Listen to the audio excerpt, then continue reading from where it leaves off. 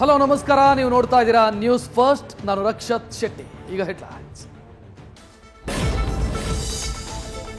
ಉಗ್ರರು ಮತ್ತು ಉಗ್ರರಿಗೆ ನೆರವು ನೀಡಿದವರು ಟಾರ್ಗೆಟ್. 5 ಮನೆಗಳನ್ನು ಧ್ವಂಸಗೊಳಿಸಿದ ಭಾರತೀಯ ಸೇನೆ.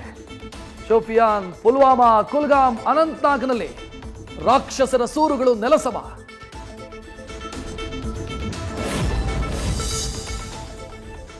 Terrorist camp target killing, missile ದಾಳಿ. ಭಾರತದ ಮುಂದಿದೆ ಹಲವು ಆಯ್ಕೆಗಳು.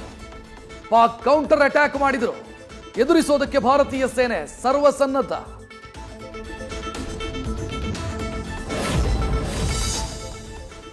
ನೀರು ಹರಿಯದೇ ಇದ್ರೆ ನೆತ್ತರು ಹರಿಯುತ್ತೆ ಎಂದ ಪಿಪಿಪಿ ಅಧ್ಯಕ್ಷ ಬಿಲಾವಲ್ ಭುಟ್ಟೋ.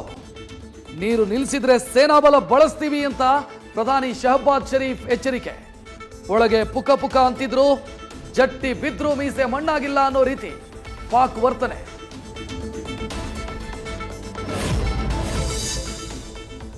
ಭಾರತ ದಾಳಿ ಮಾಡುತ್ತೆ ಅನ್ನೋ ಆತಂಕ.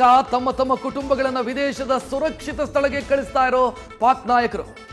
ಸೇನಾ ಮುಖ್ಯಸ್ಥ ಜನರಲ್ ಮುನೀರ್ ಕುಟುಂಬ ಬ್ರಿಟನ್ಗೆ ಶಿಫ್ಟ್. ನ್ಯೂಸ್ ಫಸ್ಟ್, ನಿರ್ಭೀತಿಯಿಂದ ನಿಮ್ಮ ಪರವಾಗಿ.